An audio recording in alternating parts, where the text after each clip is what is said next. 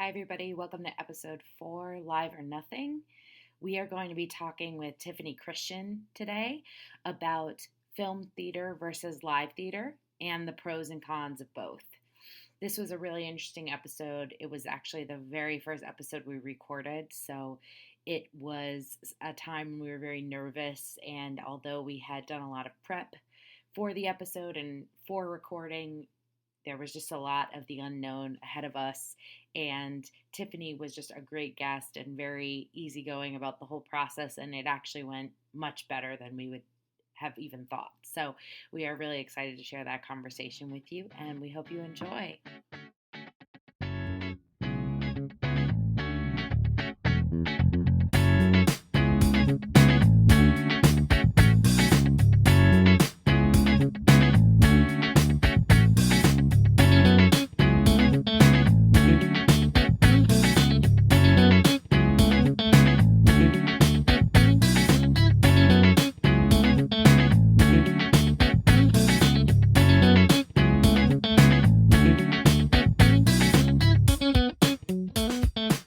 Welcome to episode 4 of Downstage Right podcast.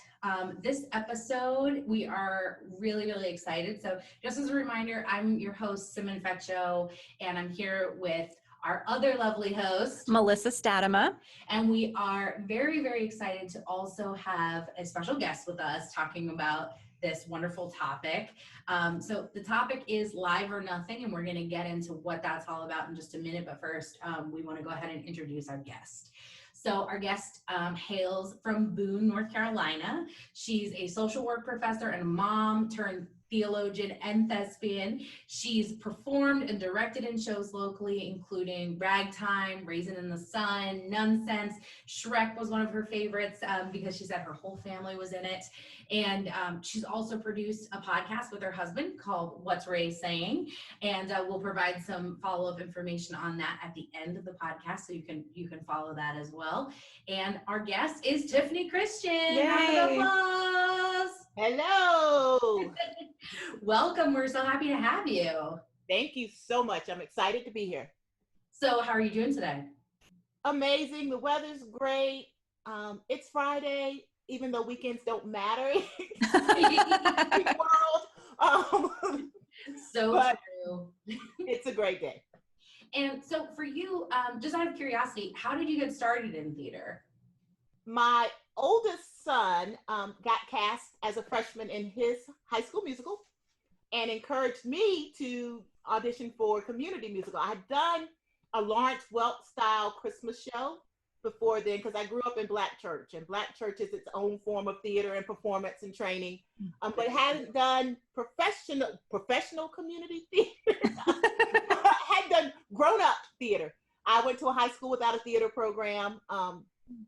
My college theater program was really exclusive, and so he just really pushed me to try this new thing, and I did, and I loved it and grew alongside him. And as he went off to college to pursue his acting career, I kind of launched into directing about the same time.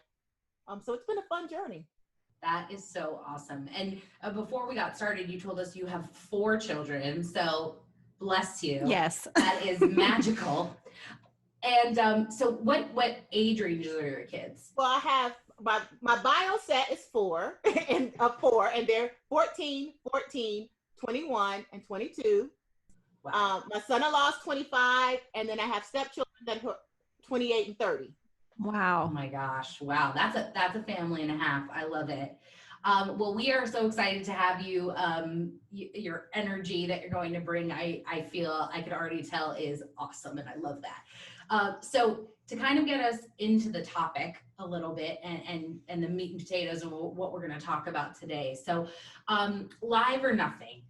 The concept sort of sprung out of an article that was released about 2 months ago, and it was about MTI, Music Theater International, which is one of the major licensing companies for musicals, doing this partnership with Showtix for You and Broadway Media that would help bring a streaming service element to the licensing and rights agreements. And this was really interesting. So part of the whole COVID-19 situation, there was an interesting component there, but there's also been this debate about recording theater and why you should do that or shouldn't do that. And so I found it really, really interesting. And I feel like the feeling on it among people is very polarizing. So I feel like people are either way on one side or way on the other, and it's kind of interesting. So I was like, this would be a great topic to really sink our teeth into. So one of the quotes from the article is, through a unique partnership between MTI, leading online ticketing company Showtix4U, and innovative technology provider Broadway Media, organizations will soon be able to obtain the rights to stream live musicals, sell tickets to events, capture and stream performances, and have royalties automatically paid in one easy-to-use solution. So really, really interesting, completely new for the theater world. And we'll kind of start to dissect that more as we go. The article also talks about it having both live streaming and on-demand options. So it's not just while the show is being performed. Once the show is performed, then also having the ability to have an on-demand platform where people can go and pay and see it there as well. And sort of the 4 steps of how this would work is, for MTI's purposes, is event producers can secure a streaming license from MTI, and then they would use Broadway Media's technology. Groups can upload existing video, capture new content with a suite of services that include software, training, optional rental/sales of streaming equipment. And it allows for the creation of anything from a simple 1-camera shoot to a multi-camera presentation. And then using Showtix4U, it offers a popular comprehensive platform of streaming events that can be created and ticketed, generating new revenue services from a digital space. And then patrons will view the secured content directly on that platform.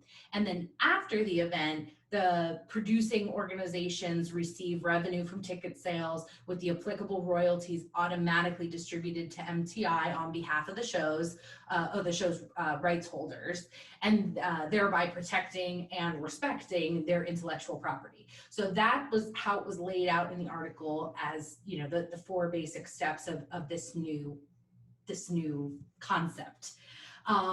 So it made me start thinking about the schools of thought.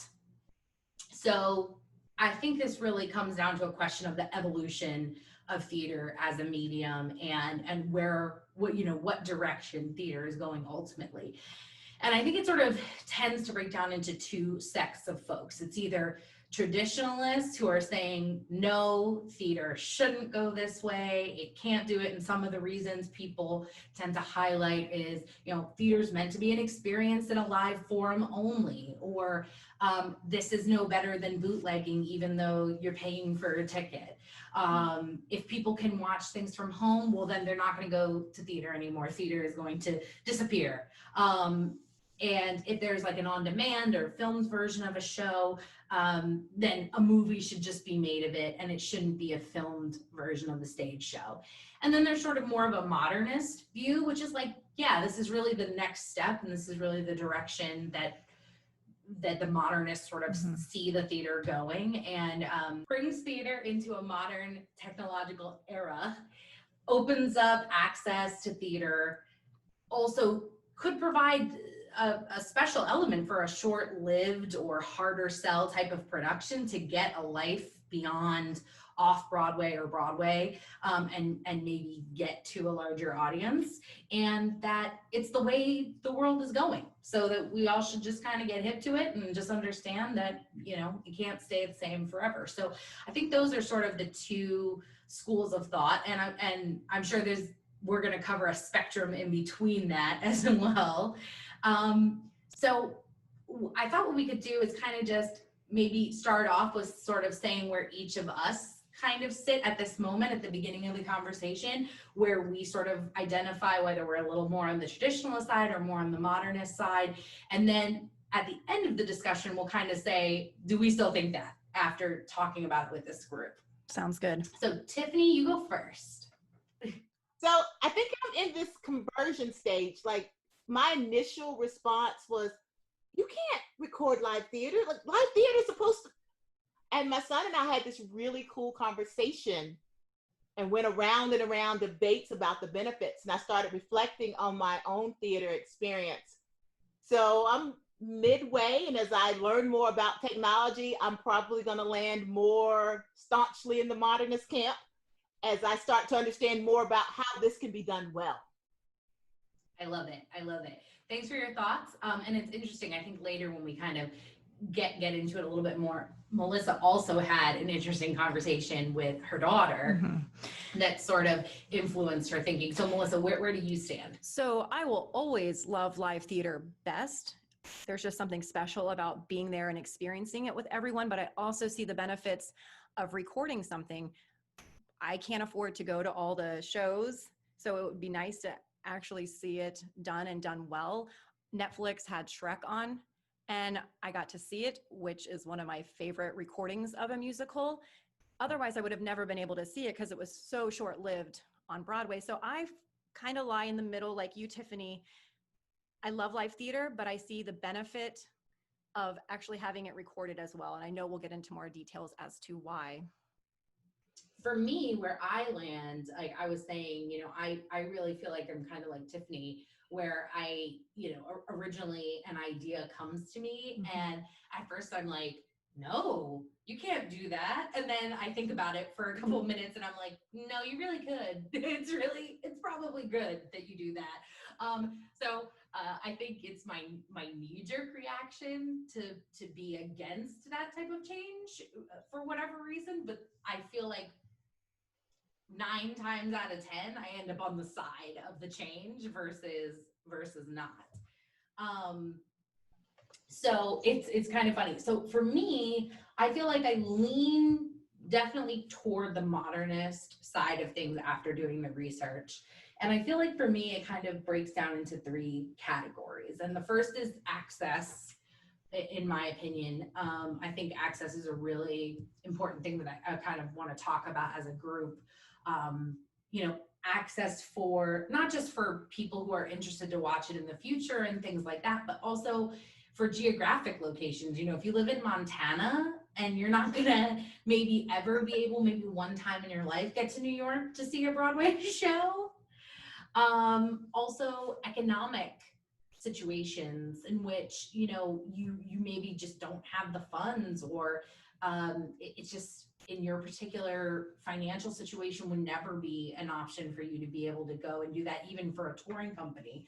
And then also kids with sensory issues. So, it's really hard for kids with sensory issues to attend theater, and there's been some great strides in giving opportunities for that. But that's something I would really love to dig into more. There's also the idea of preservation. So I really like the idea that you can preserve and keep something and have it for future generations, which is a really lovely thing. And then also the spark element, that it inspires somebody to be like, I love this. And I don't think it'll ever inspire someone to be like, oh, I only love this on film. I think it'll inspire someone to feel like, no, I love this and I want to go do it and I want to be a part of it in real time. And it just so happened that it started based on seeing something that I wouldn't normally get to see. So that's really sort of where I land. So what do we think, ladies? What are the big issues here? I think what's thrusting me forward is our current social context and the whole idea of access and the whole idea of equity and representation. I'm a Black kid who grew up in the rural South. I didn't know regular people could go to a Broadway show. I didn't know that until I was an adult, that regular people went to Broadway shows. Wow. And I experienced it through soundtracks. Soundtracks were what streaming is now. And it made Broadway real for me. It was a real place, and maybe one day I could go there. And I think it influenced how I raised my kids. And I've got a kid who that is his professional aspiration, and he is well on his way because those limits and barriers were removed. it moved from this distant fantasy thing to something real, at least real enough that you could dream about it. That's really powerful. Super profound. I think it's really, that's exactly the thing that I was trying to hit on too, is I feel like, I was just talking to someone else about this. I think it was Lauren. I was talking to Lauren about how theater can be kind of bougie. And it's, it's one of those things that unfortunately it has a lot of people get into it because they've been doing other things based on their socioeconomic status, like taking dance classes or doing certain things that maybe you wouldn't be able to do if you're in a different type of economic situation. And I think there's also one thing that you said that I really loved is in terms of bringing that equity piece, when there are great productions of things that are much more diverse in terms of casting or storytelling and representation, that is something that should be able to be seen by more people. And if it's just happening at Steppenwolf in Chicago or, you know, random theater in LA or something like that, it cuts off something really important. And I think it's great that it's happening in those communities, but if we could share it with a larger group, I feel like then more of it would start happening in every community. And that's really what is important, I think. Yes. And the financial aspect, I know for my family, I would love to go see every tour that comes through, or even community theaters when you times it by 3 people. So we've had to find a way to go see the shows and make it financially accessible. So we usher for almost every show we want to go see so that we can afford it. But I would love to go see the tours and see shows on Broadway more often, but it's just not feasible. So being able to go online and pay a couple bucks to see a show, and we could all sit in the living room together as a family and discuss it, I think that's huge because there are so many shows out there, but the amount that most people can afford is very limited or none. And I really wanted to touch on too, I love, Tiffany, that for your son to be able to take what it's interesting because I come from a background, like I said earlier, before we started recording, that I've been doing theater my whole life. And I think it's interesting, even though I've been doing it my whole life, there was actually way more fear in my mind. And I couldn't think of it as like a real possibility for me to be an actor. I put all this fear of failure around it. And for him to get involved in this and really see the value in making it a career and what it means to make art for a living, I mean, that's so important. And without access to that, that wouldn't have been there for him. So I feel like that access piece is, I think more often than not, is what keeps pulling me back to something like this, because I think it's just so important. And I think allowing our kids to see theater at a young age is important. Theater Statesville a few years ago did Seussical, and they opened up the show during the day for all these kids to come see it for free. And most of the kids who came had never seen a theater performance in their entire lives. 2 years later, one of the kids who came to see that show came and auditioned for her first show because of getting the opportunity to see it for free. And she got cast in the show that my husband and I were directing and was phenomenal, but she would have never had that opportunity because her family could not afford to go to a regular show and didn't even really know much about theater.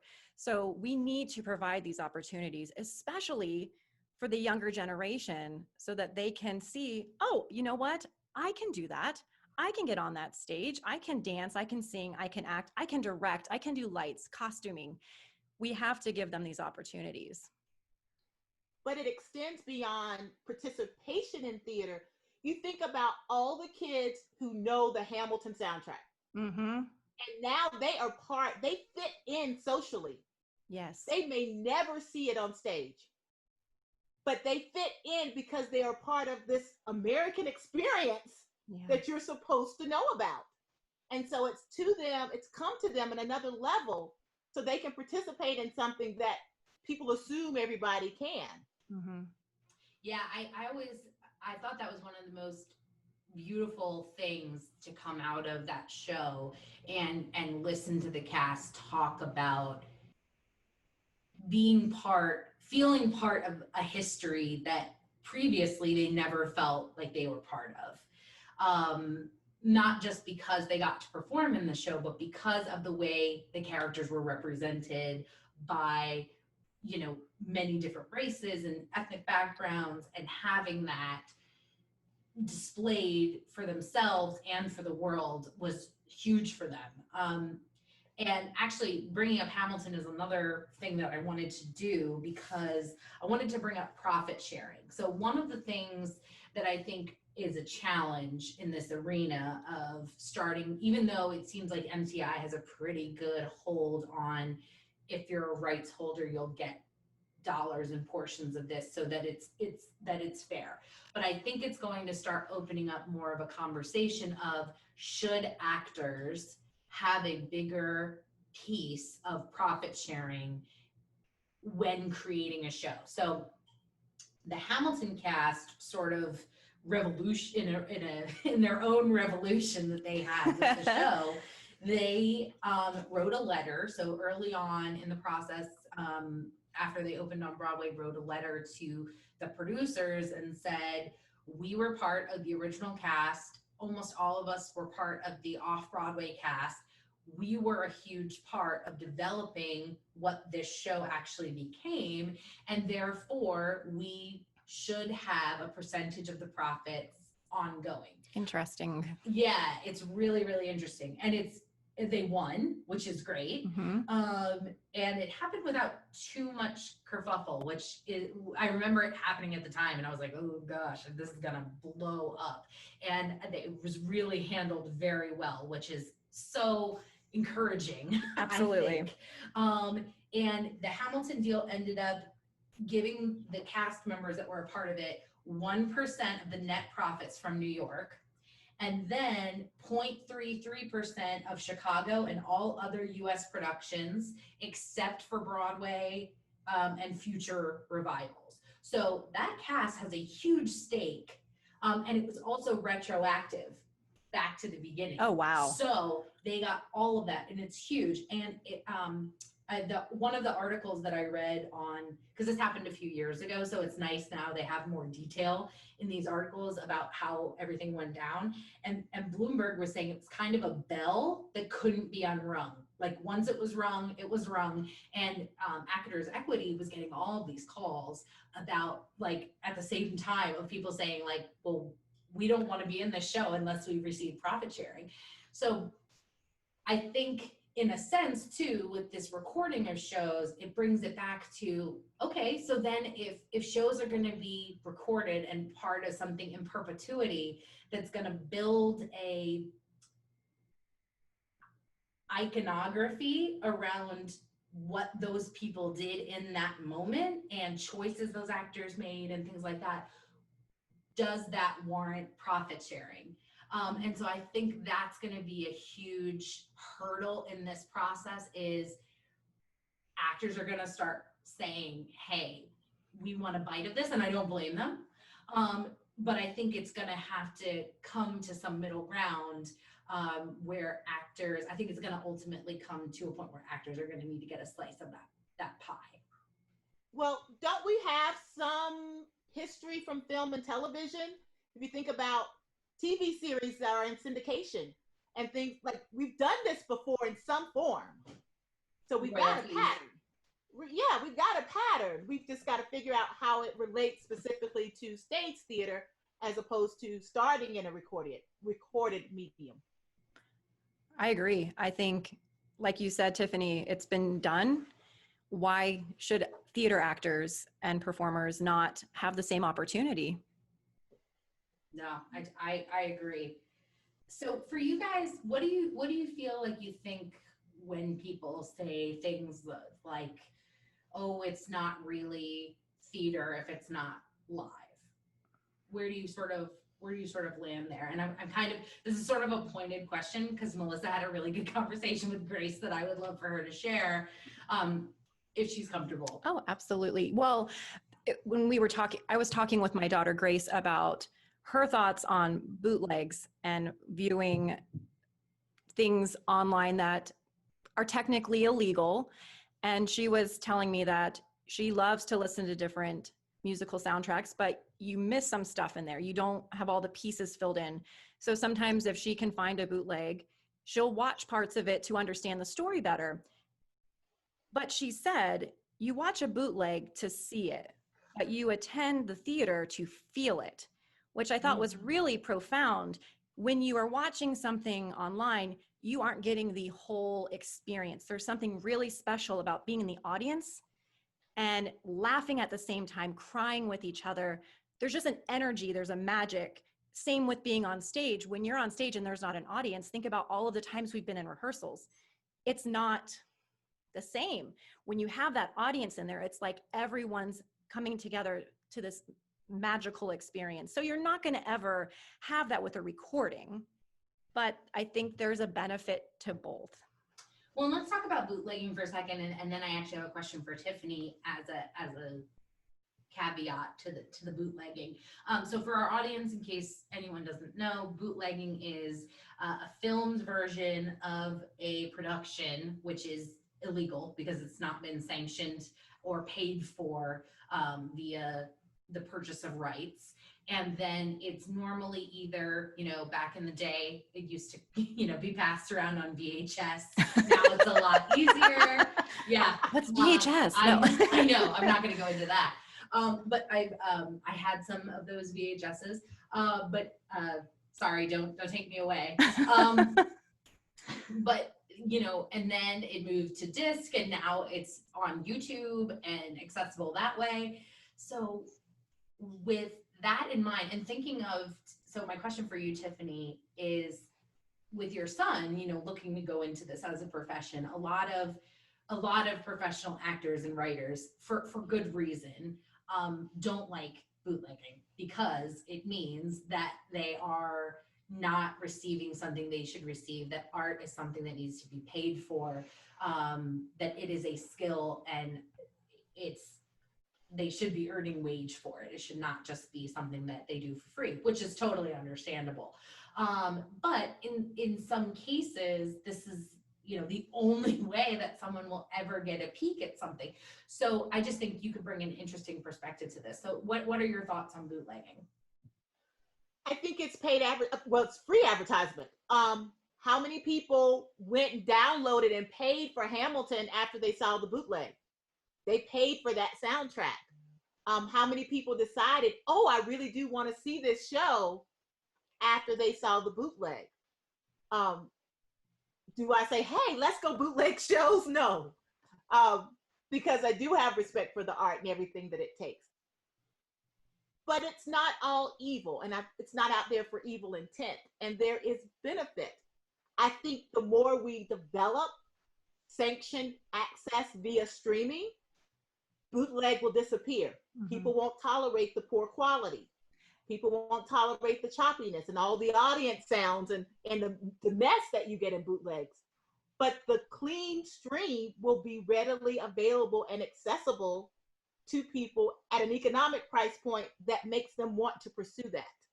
So I think pursuing streaming is the alternative to bootlegging and will help make bootlegging less, I don't even know if it's profitable, but at least less popular. I agree. Bootlegs are incredibly horrible. It's blurry. You can't really understand everything that they're saying. So for me, it never stops me from wanting to go see it. Actually, it usually encourages me to actually go see it if possible. Usually it's not, because those shows aren't always coming through where we live, but it definitely does not stop me from wanting to go see it, because it's not like, wow, that was the best thing I've ever seen, the best quality, I'm done, I'm good, never again. No, it encourages me to want to pursue it and see it how it really is supposed to look. Yeah, I mean, I feel like it's always like, oh, there's that blurry blob that I'm looking at. I feel like I want to know what that blurry blob actually looks like for real. I also think, for me, I always think that bootlegging, there were some shows that I would never have gotten to see, either just because of my age, like, they happen when I was too young, or I wouldn't have remembered it if I had seen it anyway. And so one of the things I wanted to bring up too was the New York Public Library. So this is really cool. The New York Public Library for many years now has recorded every single show that has been on Broadway, and it's available for public viewing. You just have to go to the Lincoln Center Library. You have to have a New York Library card, and you can watch these recordings. What about us? It's a gold mine. Come on. Like, that's one thing I wrote down is I wish Broadway would release a professional recording. It doesn't have to be super fancy movie quality, but some form of professional recording after a show closes. If they want to charge a small fee, fine, I will pay that. But there is no way that I can get to every show, or even the smallest percentage.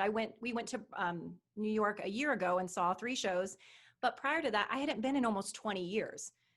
So the likelihood of us going back anytime soon is slim to none. So being able to see them once they've closed, I think is a really great idea, because just because it was on Broadway, it doesn't mean it's going to tour. And if it does, it doesn't mean it's coming to a city near you.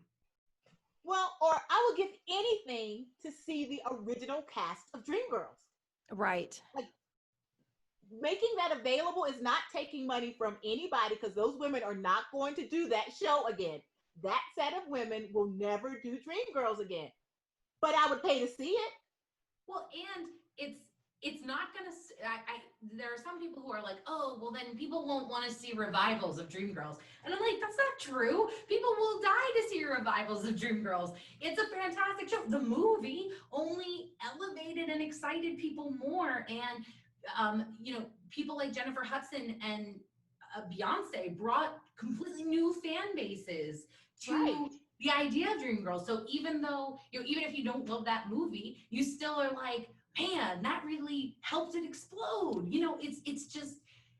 It's one of those things that I'm like, I don't know how you think that's going to stop a revival from having an impact. It's only going to create more fandom, more love, more joy around that particular show, and make people excited about it, in my view anyway. Fear is such a big motivator.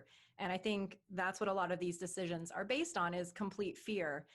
No, I totally agree. I think a lot of it is derived from there. And certainly, I'm never a proponent of saying, hey, do illegal stuff. That's a great idea. But ultimately, I feel like I agree with you, Tiffany. I think that there's the heart of it is not evil. And I don't think, yes, people make some money off of selling it, but there is, and it's gotten a lot easier. I mean, back when I was younger, I don't even know how people were getting these recordings, because we know what video cameras used to look like. They were huge. These huge, bulky, I don't even know how you make that happen. I mean, now it's a lot easier. And, there were people like Lin-Manuel who would outright, and I think he is in the right 100%. And I know in our prep materials, I provided stuff on Joshua Henry, who during a performance of an off-Broadway show, it's in a small space. On the second riser, there is a person with a phone actively recording him. He's trying to give cues to the person to stop recording. They're not taking the cue. So by the third song, he's like, I'm done. And he grabs the phone and he throws it under the risers. And he gets audience applause. The video is great for that. If you look up that show and his name, it's just a short little 20-second clip, I think. I was cheering. I mean, and he did not miss a beat in his song. He perfectly timed it to go with his song. I was blown away. Made me so happy. Well, and, so with Lynn, too, he had this thing during Hamilton where when he was performing, he would tweet and he would be like, 3rd row, 9 seats in, saw you. Oh my goodness. Call out. And I totally get it, because he spent a lot of time and energy building this piece, and he deserves to reap the benefits from that.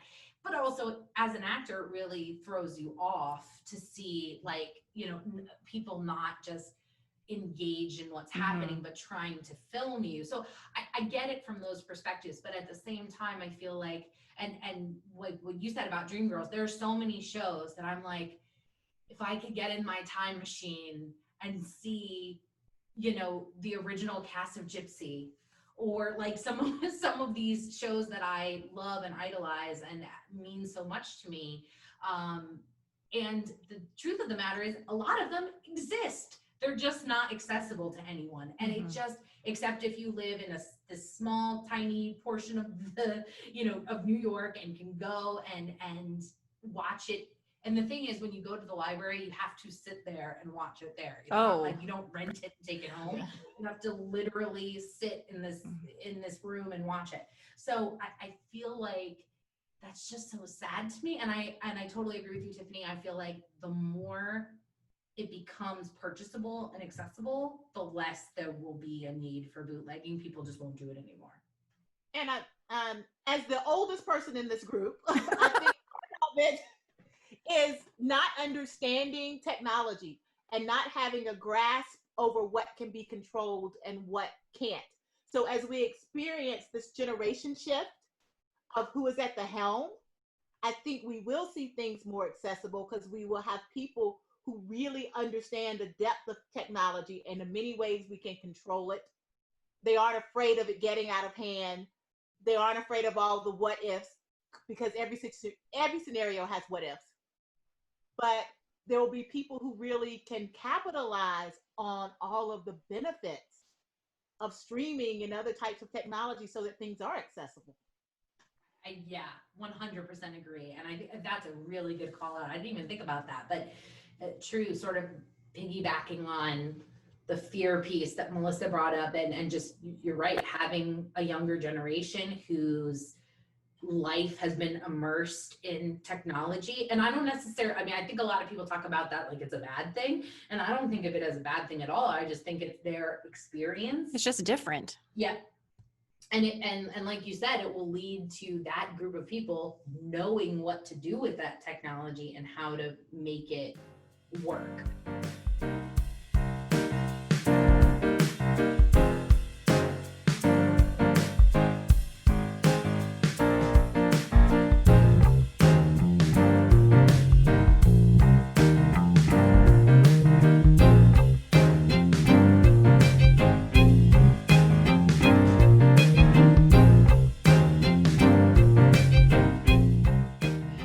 Did either of you ever watch theater on PBS when you were growing up? No, and when you put on our notes the PBS Great Performances, I was shocked. I had no idea that existed, and probably because we haven't used regular TV in a really, really long time, so I'm not familiar with what's on there, but that's fantastic that they provide all those shows.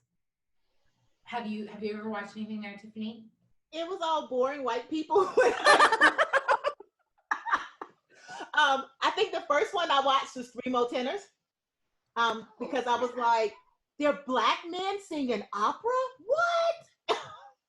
But again, that exposed me to opera in a way that I could connect with. And I actually have a college friend who sings professionally, and my daughter and I went to Chicago to see him in Porgy and Bess, because I had never seen Porgy and Bess and I wanted to see him. So we went to see Porgy and Bess. So here we are, little country South Carolina girls sitting up at the opera. That is so cool. And you know, I mean, you're totally right. There is a lot of the boring whiteness, which is a problem. And as public television, I think public television needs to be more cognizant of that always. I mean, it's critical, because public television is there to represent the country, everybody, and everyone. So but yeah, I think that there, in more recent years, there have been some really great productions that they have filmed that are both there. And you're right, there's a mix of things. There's concert vocals, there's choral things, there's opera, there's Broadway, there's a bunch of different ballet. Yep. There's a lot of different performances that they film, and exactly like you said, if you hadn't gotten a chance to see it, then you know, you wouldn't have thought to yourself, oh, you know, I'll go to the opera. Yeah, it just wouldn't have been something that most people think about. Not at all. So yeah, I think that that's really, really cool. Also, so Broadway HD is something that has come about in recent years. I think it's been a few years now, like 3 or 4 that it's been around. And they did something really interesting. So a couple of years ago, there was a production of She Loves Me that was done on Broadway, and they did a full-on live stream of it. So the actors were in the theater performing at 8 p.m. and it was being live streamed. And if you subscribed to Broadway HD, you could watch it live. I was lucky to go see it on Broadway, and then I got to watch the live stream with a friend of mine who really loved the show and really wanted to see it as well. But it was really one of the first times I had ever heard of that being done.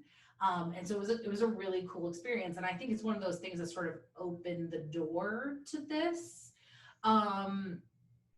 But I think there's so much more that could be done. I think the challenge with Broadway HD, if you ever do sign up for it, I was a member for a short period of time, and then stopped paying for it because it's the same stuff. There's never anything added to it or changed. And I feel like there is so much theater happening. That's insane. That thing should be pumped with this endless parade of wonderful theater that can be viewed by people, and it's not that way. And I think it's because I don't think it's the fault of the streaming service. I think they come up against a lot of resistance to people wanting to film and provide these things. And I just think it baffles me. Yeah, I'm thinking if you're paying a monthly subscription, just like Netflix, you would hope that they'd be continually adding stuff and keeping it fresh. I have never used Broadway HD, so I was not aware that it stayed the same all the time. They will add something every now and again, but it's like not enough. 1 or 2 things. Now, I'm gonna go down a different rabbit hole. The trend in live theater that I don't like is the TV productions with commercials. The commercials, to me, kill the theater experience. I can watch it recorded, but you can still transport yourself through the television screen if it's continuous. The commercials drive me crazy, and to me, it disrupts the beauty of theater, even though it's recorded or live broadcast. I think that's a great call out. I totally agree. I also think the other thing that I've not liked about the television broadcasts are there's often, they finally started to do it at the tail end, but there's not normally an audience. And I feel like some of these songs need applause. They need audience gasps and participation. And, yeah, exactly. It's like, you watch some of these. It's like, I remember, what was it? It was I think it was Peter Pan that they did after Sound of Music. And I was like, it just falls flat. There's just and then you're right. And then we'll cut to a commercial. And it's like, what? And I feel like The Wiz didn't have an audience either. And I remember being like, The Wiz is this supercharged, yeah, exactly. You should see, you guys can't see, but Tiffany is doing a move and it's great. I'm loving this. I know, I really feel like we should have been recording the Zoom call during this so we can have this later to show. But yeah, I mean, The Wiz is just this supercharged, super high energy, exciting, joyful, like visceral type of show. And it's like, you can't watch The Wiz without having that audience just be like cheering and excited. And I mean, it's so important. Now, that is the one thing they got right with Jesus Christ Superstar. Yes. That was the one thing they got right. I hated the commercials, broke it for me. It made me go see the show live because there was a performance an hour and a half away, and I made it a point to go see that when I found out they were doing it, because I was intrigued by the television broadcast. The audience energy was great, but I wasn't sure if I liked the show because it was broken up so much. I couldn't feel the magic. I wonder if in the future, when they record those theater performances, if instead of doing commercials every 10 minutes, if they could do like an intermission and just do all the commercials in the middle like you would at a theater performance. Take like a 10-15 minute break. Everyone go to the bathroom, get a snack, grab a glass of wine, whatever you need, and then come back and watch it. And if you want to sit and watch the commercials, you can. Well, and I know, obviously, I don't think any of us really want to talk sports, but no, thank you. But I will say, my fiance Joey, he watches soccer, and in England, soccer airs for 45 minutes uninterrupted, and then they do they break at half and they do like a 20-minute chunk, like exactly what Melissa was saying. What? 20-minute chunk of continuous commercial. I had no idea they did that. Yeah, and then they come back and they play 45 minutes uninterrupted. And now they have a lot of other things like that we don't have in American sports, like advertisements on their jerseys. There's anywhere you can have ad space, they do, except on the field that hasn't on the actual the grass.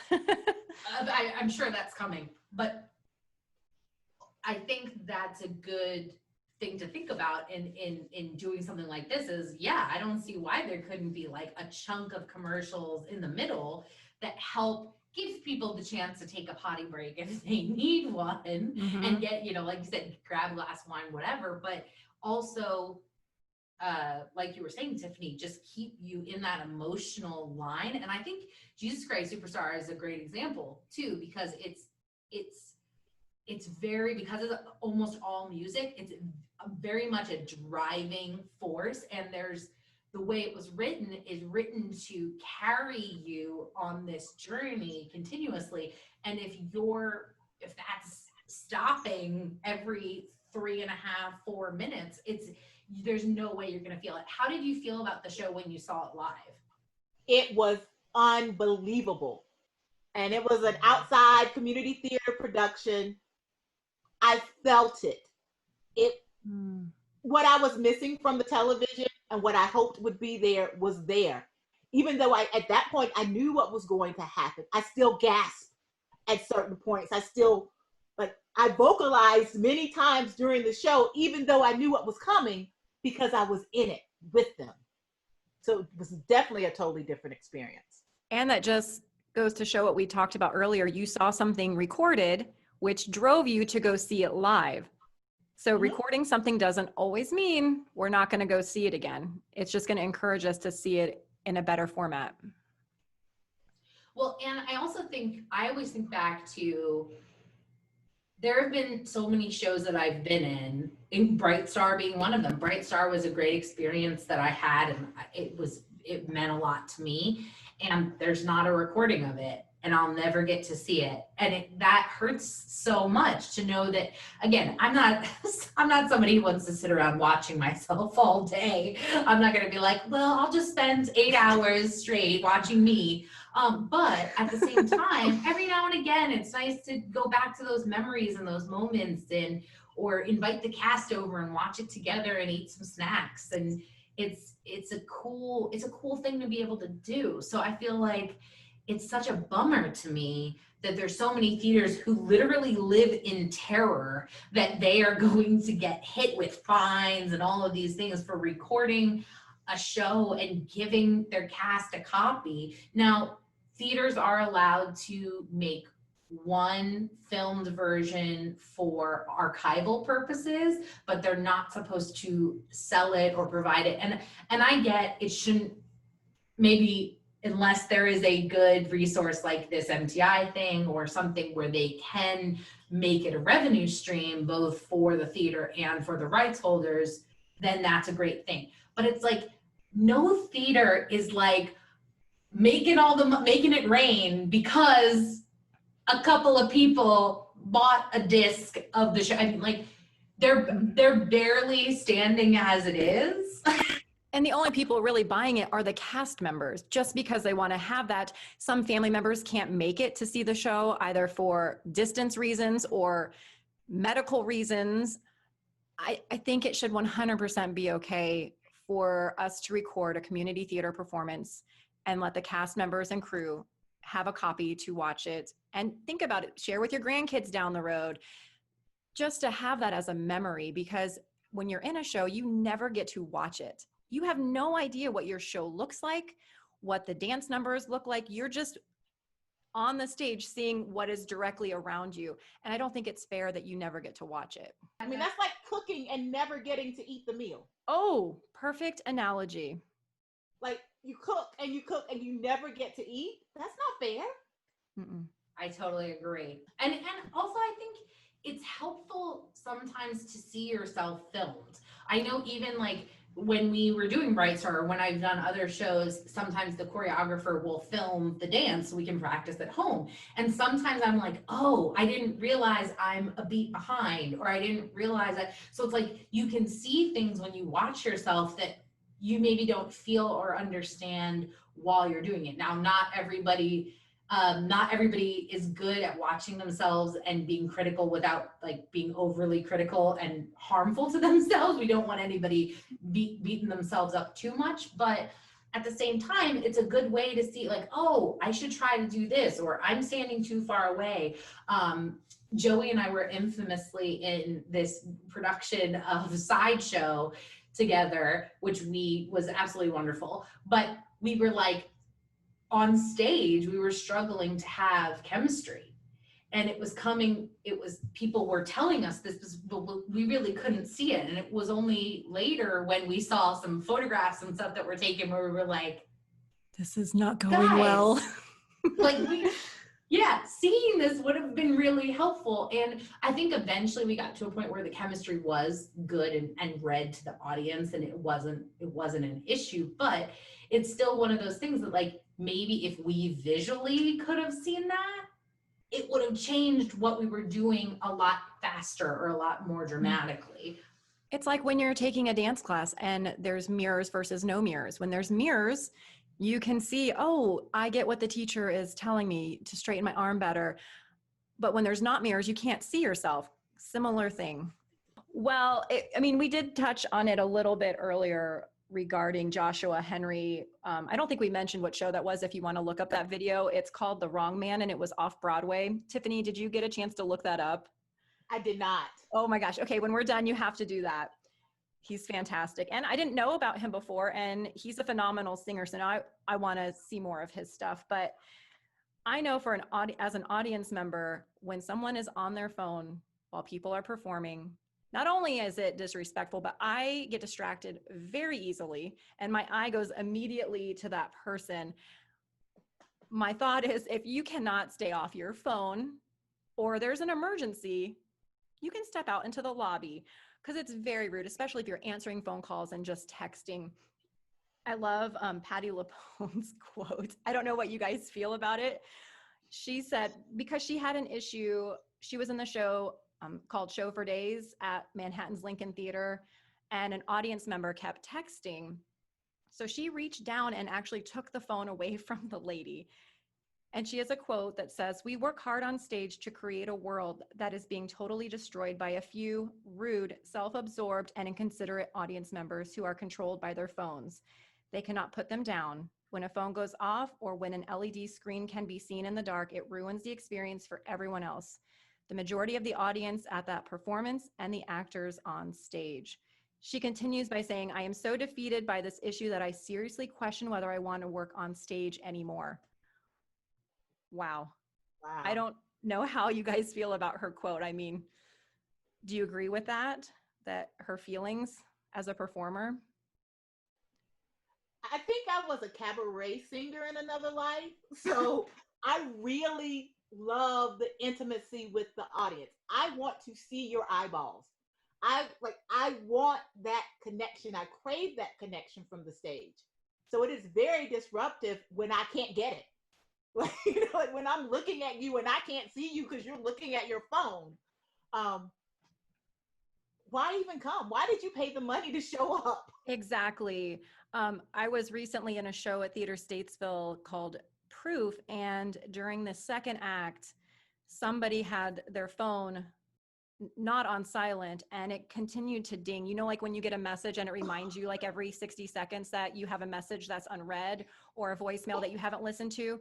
And instead of just bending down and turning it on silent, they let it ding during a dramatic show for the remainder of the second act. And mind you, this was a very intimate setting. It was kind of like a black box theater where the people were within arm's reach. And it is just very, very distracting as an actor when you're trying to remember hundreds of lines and you're trying to stay in character and you're crying or you're upset and you just want to reach down and strangle the person. And you can't because you have to stay professional. Although I guess Patti LuPone is well known enough and famous enough that she can reach down and grab that. But it's just incredibly rude and distracting. I get it if there's an emergency, but the lobby's right there. You can just walk out and take your call. Have you guys had issues with people doing stuff in audiences that you've been a part of before when you were performing? Oh, so in the Hickory Theater, the Fireman's Kitchen is very much like a black box, very intimate. And we were performing in letterbox. So literally we had to be careful not to hit people in the face with our movements because they were so close. Oh my goodness.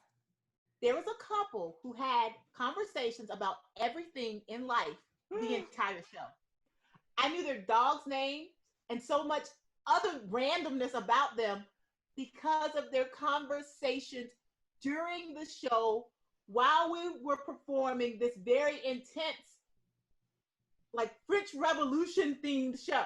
So people were getting beheaded and they were talking. Oh my goodness. Oh, that's rough. No, I was one of the shows I was in, I just mentioned a few minutes ago, Sideshow. Sideshow is a very serious show. A lot of people don't know it too. It's a lesser known show. It sort of has a cult following a little bit, but it's not like, Grease. And so when people come, they really need to pay attention because most people don't even know the details of the show.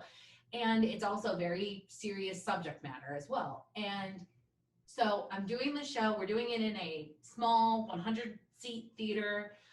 There is a patron who comes to see the show. She brings a ton of people with her, like 10 people. She donates a great deal, which we very much valued and appreciated. But this would often happen, but specifically in this case, she comes to the show. She clearly has no clue what she's in for. Her and her friend are drunk when they get there. No. And then we sell, beer and wine through another company that provides it. It's not, from the theater. It's another company that manages it. And they buy more beer and wine and they're drinking during the show. And they sit down and it becomes apparently clear that they're like, oh, this isn't a comedy. This isn't, Oh my goodness. a barrel of laughs. And they are a whole row of people on their phone in a 100-seat theater the entire show. Mm-mm. And you just sit there and it's like there's a whole row of people with their faces illuminated and it's so frustrating. And my thing is, if Sideshow isn't your cup of tea, I get it. I'm not mad about it. If you want to support us but you really don't want to come and watch it, I'm also okay with that. Buy 10 tickets and don't come, or give them away to people, or tell us we can raffle them off. But don't come, be drunk, not pay attention, be on your phone. That's just so disrespectful and disheartening to people who, like Patti LuPone said. And, at least at the end of the day, she makes a paycheck. Mm-hmm. We are doing it out of our love and passion for theater, on top of our jobs, on top of our kids, on top of everything that we do, volunteer work, different things like that. This is the icing on the cake. And for that to get ruined because someone can't just focus on this. And I feel like another thing I wanted to talk about, like when you said about cabaret singing, which is like such an awesome thing. We should do a whole episode on cabaret. Ooh. Okay, I'll take a note. Right? Maybe we'll have Tiffany back for a cabaret episode. But the thing about emotions is, like, the phrase "read the room." Yes. There is a vibe. There is a feeling. That vibe and that feeling, it doesn't normally just come from one person. It comes from a collective group of people all having that. And when you are in a situation where there is something breaking that emotional layer, it's so aggravating, because I feel like that emotion it loses its strength when there's one person out of it. I also think back to, now this isn't a theater thing, but I went when I've seen Billy Joel a couple of times in concert, and at the end of a Billy Joel concert, he always turns on all the lights in the stadium and he starts playing Piano Man, but then he stops and everybody sings Piano Man a cappella. Oh, wow. That's powerful. People who can't sing, doesn't matter. It's just, and all the lights are on, and you're just looking at thousands of people all taking the same breaths and singing the same notes and knowing the words without thinking about it. And it is one of the most profound experiences I've ever had. I don't know any of these people, and here we are together in this moment experiencing this thing that's so much bigger than just any of us individually. And I feel like that's exactly the feeling that you should feel when you go to see a show. And for that not to be there is just such a bummer. It messes with the vibe. So did you guys hear the Rihanna story that happened recently? She went and saw the play. It was called Slave Play. And she texted the playwright during the show to congratulate him. His name is Jeremy O'Harris. And he actually defended her because people were obviously quite frustrated that she would stop in the middle of a show and text. And he praised her by saying, "When my idol texts me during a play I've written, I respond."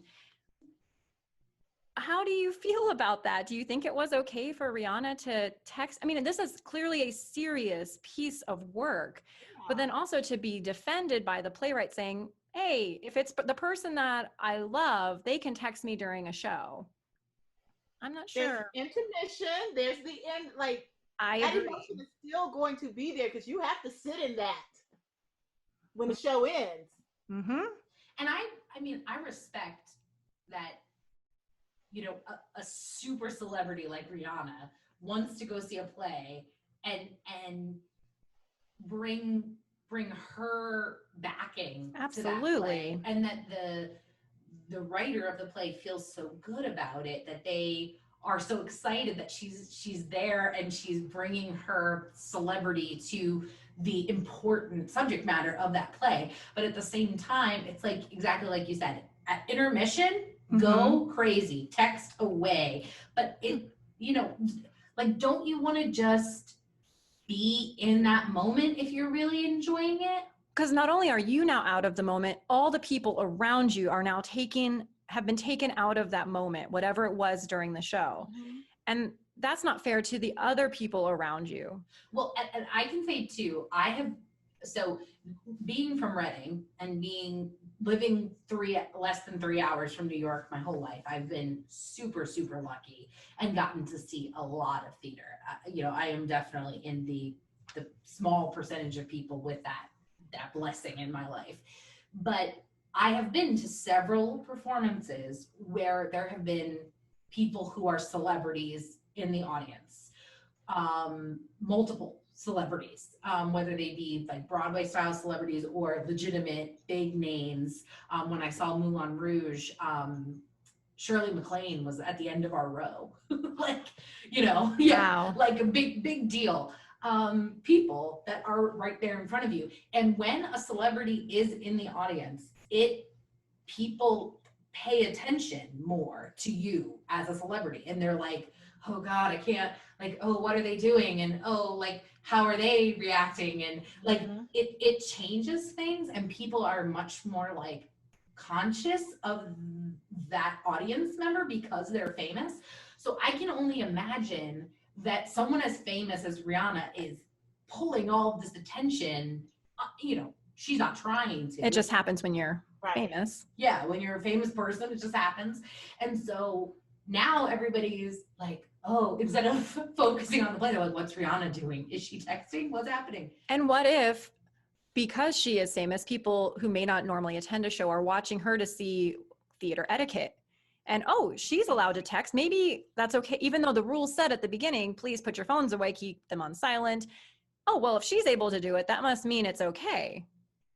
But as the playwright, devil's advocate here, was it so bad that I couldn't keep her attention until an appropriate time to send Mhm. the message? That is a thought. That you left the show to send this, like your mind left the stage to send this text. That's a really good point. Wow. That's a really good point. Yeah, I definitely as a writer, I would be like, Wait a second. part of me would probably be like, oh my gosh, my play was so good that you had to send me a text right now. But then it would be like, oh, my play wasn't good enough that you couldn't not pick up your phone. Was it boring? Did she need to get distracted by something else? This topic is just so interesting, and we could probably talk for hours and hours about it.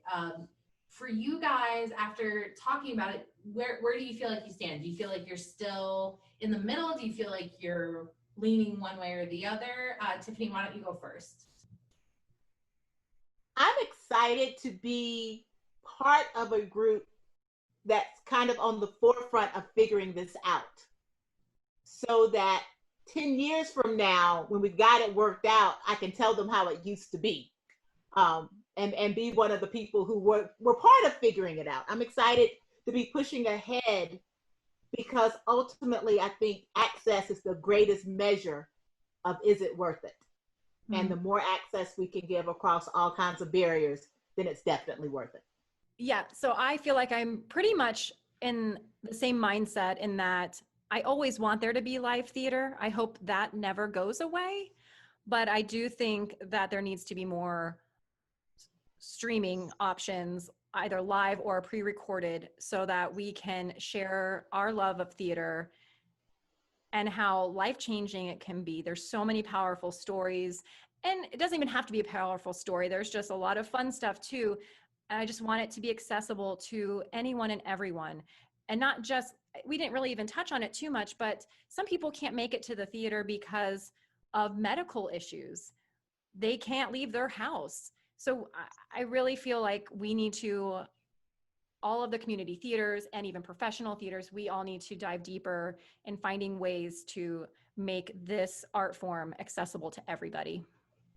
Yeah, I think both of you spoke really really well to both to this topic, and I, not just through our conversation, but in this sort of final thoughts round.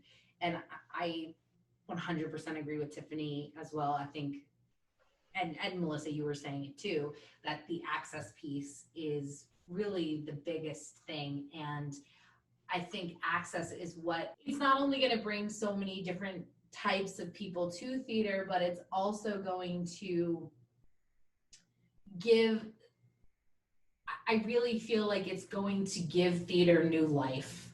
And I think probably for me, what it comes down to too, I think as a society, we have this fear, you guys both spoke to fear, but also this general fear of change and of things being different than they were. And I think now more than ever, we need to be willing to see things change in a positive way and ensure that change is positive. It's not just enough to make the change, but ensure that change has positive outcomes.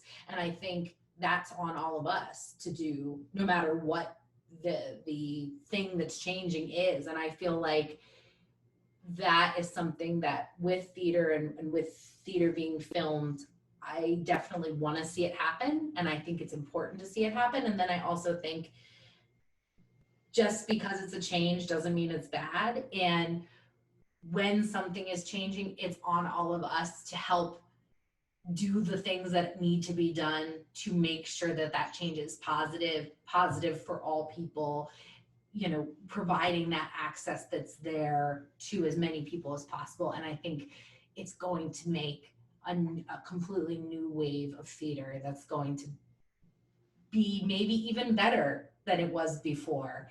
And that can be a really, really beautiful thing. So, what a conversation. This was fun. This was so much fun. Yeah, this was really, really great. I had such an awesome time. And Tiffany, I really hope that we get to hang out in person I know. Definitely. sometime. The world is right side up and people can be in 3D again. Woo! That'll be great. So I want to thank you so much, Tiffany, for being part of this with us. It has been a pleasure talking to you.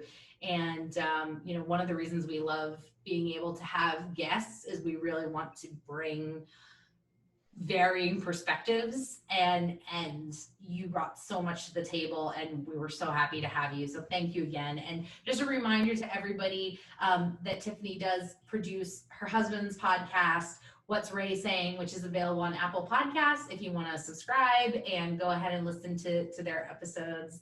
And thank you again, Tiffany, for being a part of this with us. Thank you. It was a blast. Awesome. Well, and thank you to our audience. We really, really appreciate you listening and taking this journey with us. Very interested in your thoughts on this topic. So if you want to leave comments on our website, on our social media pages, definitely go ahead and follow us on social media. We are on Facebook as well as Instagram at Downstage Right on Instagram, and at Downstage Right Podcast on Facebook. So I hope you'll go ahead and follow us, comment, and listen to future episodes. So thank you again so much, and we'll see you soon.